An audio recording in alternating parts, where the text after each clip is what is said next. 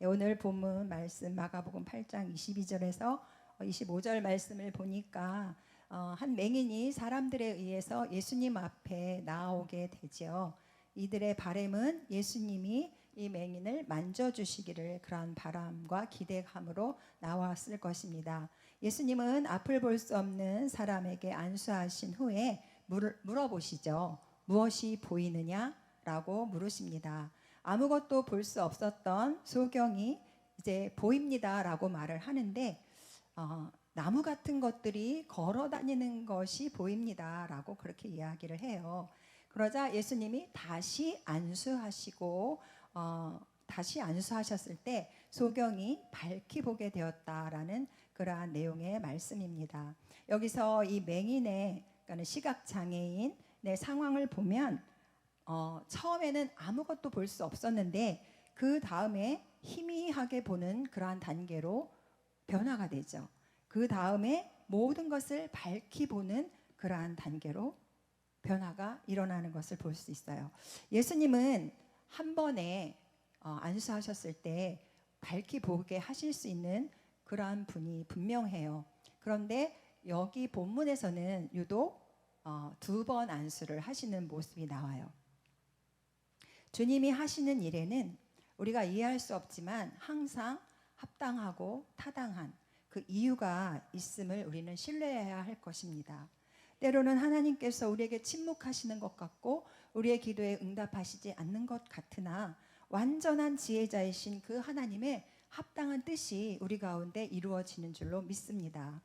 첫 번째로 우리가 이 시각장애인이 아무것도 볼 수 없는 단계에서 희미하게 보다가 밝히 보는 이 상황 가운데서 우리는 영적인 메시지를 얻을 수가 있어요. 첫 번째로 여기서 아무것도 볼 수 없었던 이 육적인 맹인은 바로 영적으로 눈먼 영적인 소경을 의미하고 있다고 볼 수 있습니다.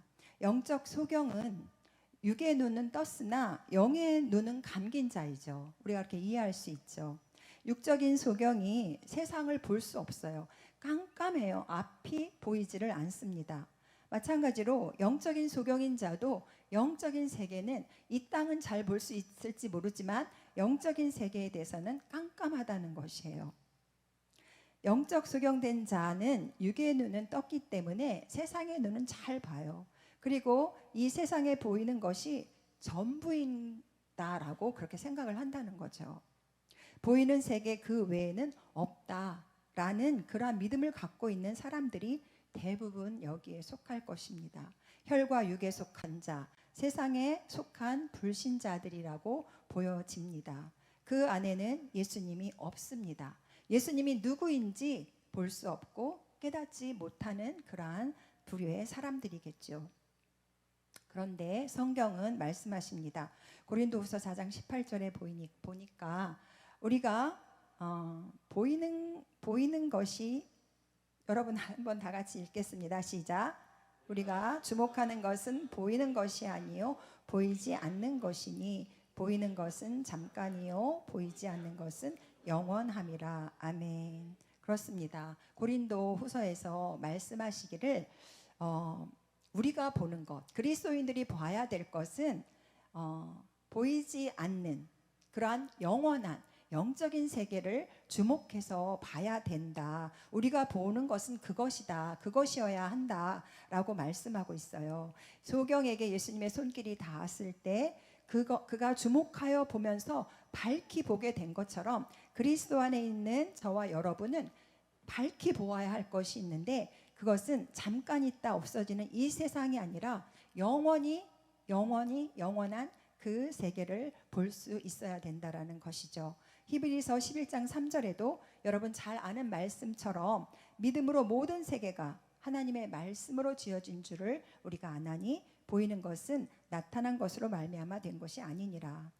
우리가 보이는 이 현상의 세계는 이 보이는 것에 의해서 되어진 것이 아니다 라고 말씀하고 있습니다. 영적 소경된 자들은 보이지 않는 영적인 그런 실상의 세계를 몰라요.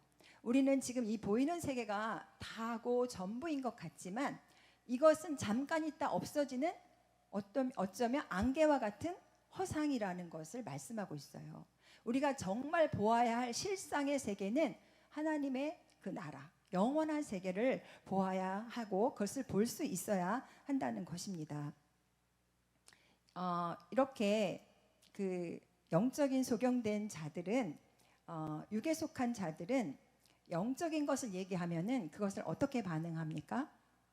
예수님의 십자가의 대속의 사건을 얘기하거나 예수님의 죽으심과 부활을 얘기하거나 하나님 나라에 대해서 얘기하고 다시 오실 주님에 대해서 얘기하고 심판에 대해서 얘기하고 이런 이야기를 할 때 영적으로 무지한 사람들은 어떻게 반응합니까? 고린도전서 2장 14절을 보면 알 수가 있어요. 육에 속한 사람은, 다 같이 한번 읽겠습니다. 육에 속한 사람은 하나님의 성령의 일들을 받지 아니하나니 이는 그것들이 그에게는 어리석게 보임이요 또 그는 그것들을 알 수도 없나니 그러한 일은 영적으로 분별되기 때문이라. 아멘. 영적인 소경된 자는 성령의 하시는 일을 받을 수도 없고 알 수도 없고 그것이 오히려 어리석고 미련해 보인다는 거예요. 여러분 혹시 그런 경우 있지 않으세요? 여러분이 누군가에게 예수님을 전할 때 그런 상황, 예수님에 대해서 전하는 나를 혹은 여러분을 이상하게 보거나 어리석게 보거나 미련하다라고 말할 수 있다는 것이에요. 그래서 영적인 이러한 소경된 자들은 예수님이 누구인지를 모르는 자인데 성령께서 하시는 일이 뭡니까? 성령께서 하시는 일을 받지도 않는다 그랬는데 성령께서 하시는 일은 성령으로 하지 아니하고는 누구든지 예수를 주라 시인할 수 없는 이라 말씀하셨어요. 성령님께서 하시는 일은 예수가 누구인지를 알게 하시는 그 역할을 하시거든요. 그런데 이런 영적인 무지한 자들은 예수님의 그 성령님의 하시는 일을 알 수 없다. 오히려 어리석다라고 그렇게 반응한다는 것입니다.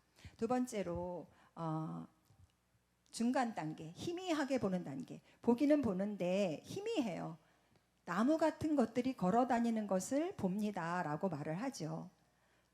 모든 것이 물질의 세계로만 보여지는 것이에요.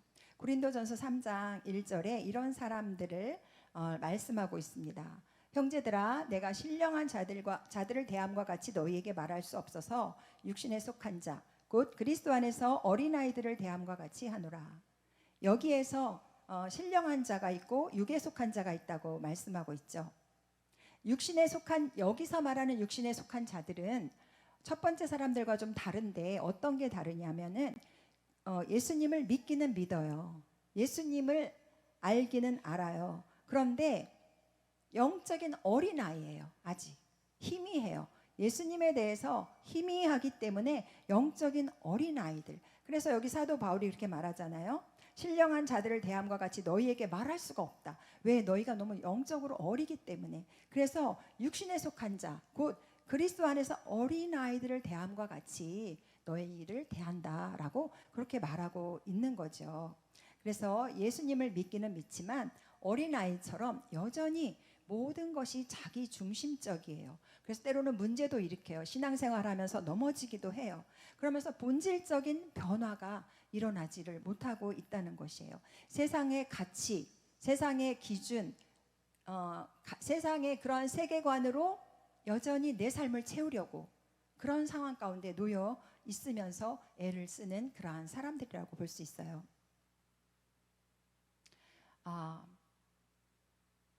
그래서 이러한 사람들의 경우는 내 삶의 주인이 예수님이 아니죠. 내 삶의 왕이 주님이 아니세요. 그렇기 때문에 때로는 그렇죠. 때로는 내 뜻대로, 내 생각대로, 내 마음대로 되지 않으면 실망하고 화나고 여러 가지 그러한 상황들을 만나게 되고 그러한 것들을 겪게 되죠. 그래서 영원한 세계에 대한 희미함, 그리고 예수님이 누구인지 잘 몰라. 그렇기 때문에 여전히 보이는 세상도 너무 중요해요. 그런 경우 많잖아요. 교회 열심히 나오고 예수님을 믿는다고 하지만 보면은 여전히 세상이 너무 중요하고 세상의 가치와 기준이 너무 중요해서 그것을 막 삶 가운데 내 안에 채우려고 그렇게 부단히 애쓰는 그런 사람들이 많이 있다라는 것입니다. 세 번째로 8장 25절 말씀에 2번 안수하신 후에 밝히 보였다라고 했어요. 밝히 보았다. 주님 안에서 완전한 본질적으로 변화를 이루어내는 그런 거듭남이 있는 그런 거듭남의 열매가 있는 그런 삶이라고 볼 수 있습니다. 그래서 성령으로 사는 거예요. 성령으로. 여러분 고린도전서 2장 12절 우리가 함께 다시 보겠습니다. 우리가 세상의 영을 받지 아니하고 오직 하나님으로부터 온 영을 받았으니 이는 우리로 하여금 하나님께서 우리에게 은혜로 주신 것들을 알게 하려 하심이라.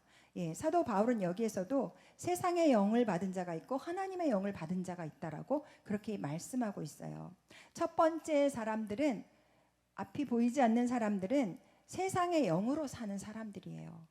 그래서 영적인 보이지 않는 세계를 알 수가 없어요.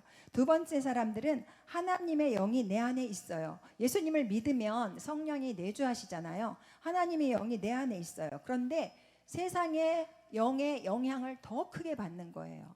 여러분 이해되시죠?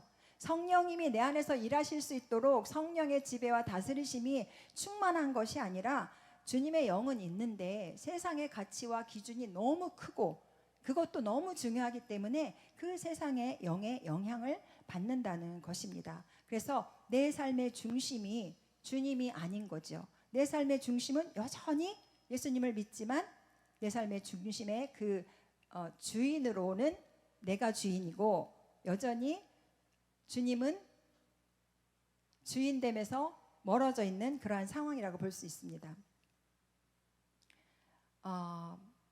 여러분 우리가 이 성령으로 사는 이 세 번째 사람들의 경우는 성령의 영향력 아래 있는 거예요. 성령의 영향력 아래. 성령의 영으로 충만한 사람들. 그래서 예수님을 구주로 영접할 뿐만 아니라 예수님을 내 인생의 주인이며 내 삶의 왕으로 그렇게 인정하고 그렇게 살아가는 사람들이라고 할 수 있습니다.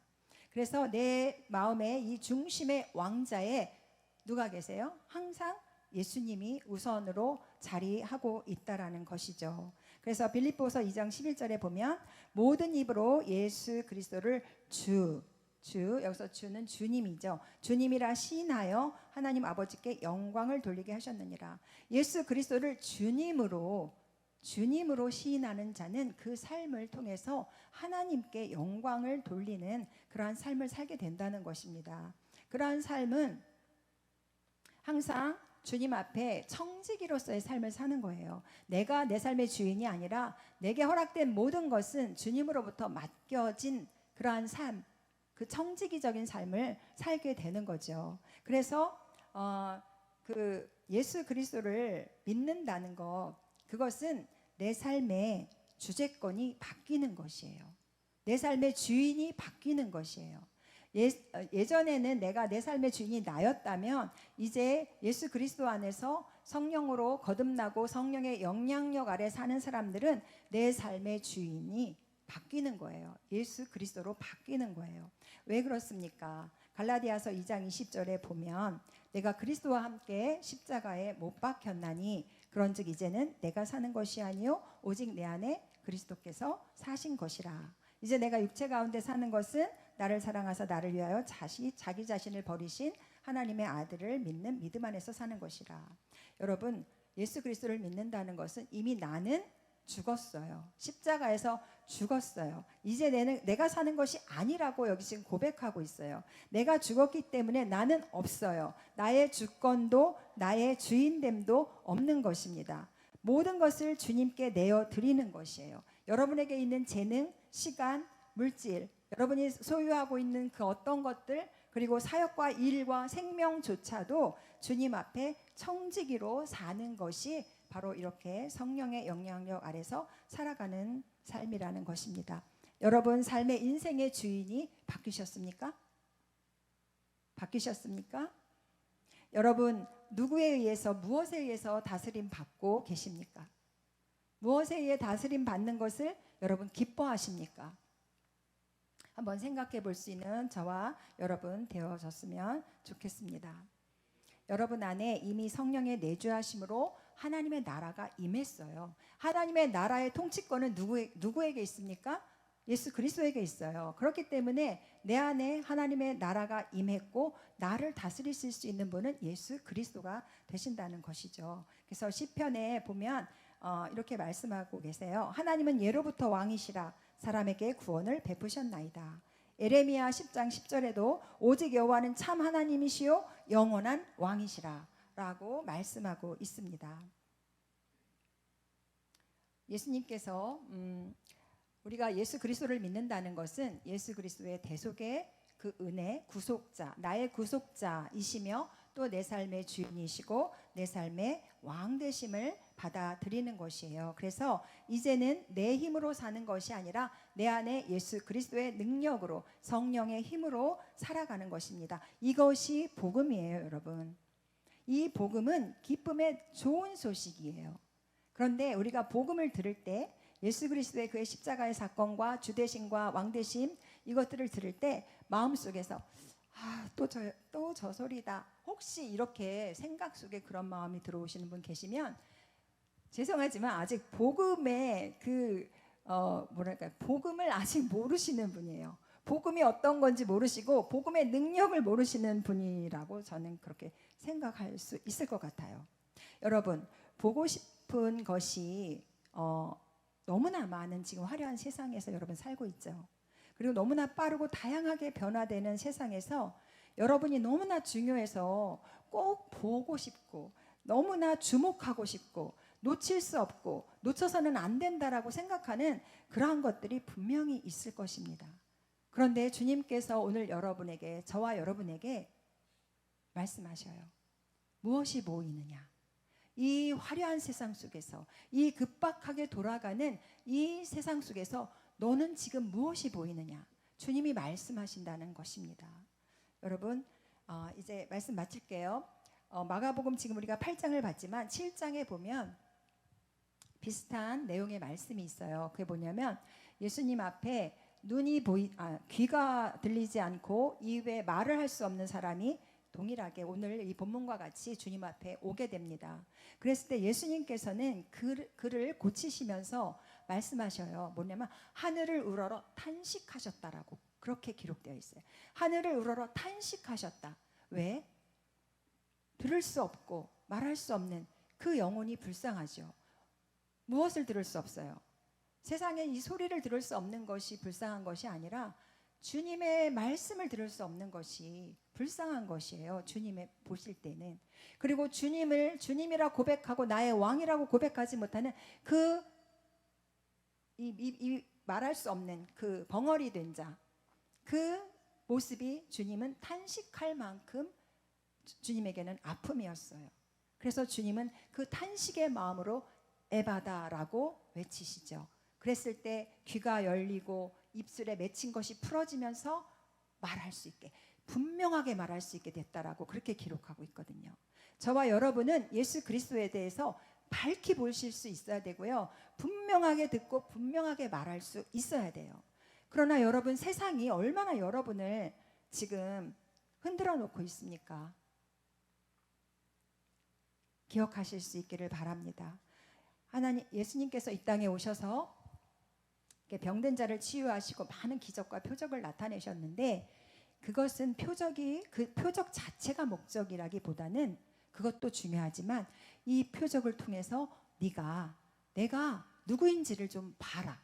밝히 봐라. 내가 누구인지 좀 밝히 분명하게 좀 듣고 분명하게 말할 수 있기를 바란다. 이것이 예수님의 탄식하시는 마음이에요. 표적보다 더 큰 비밀, 표적보다 더 큰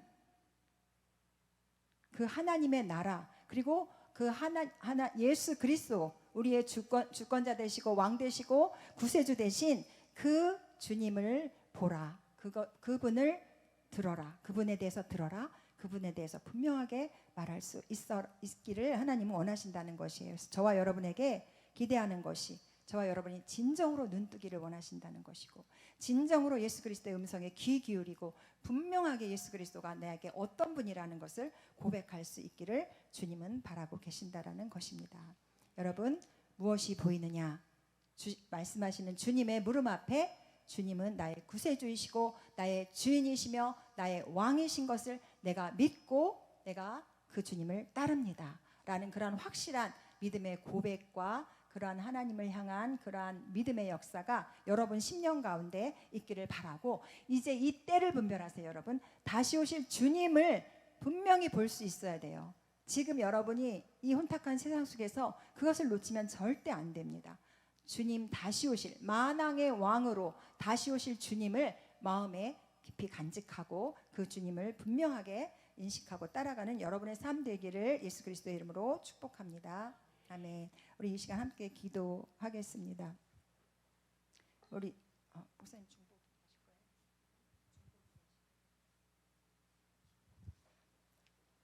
거예요?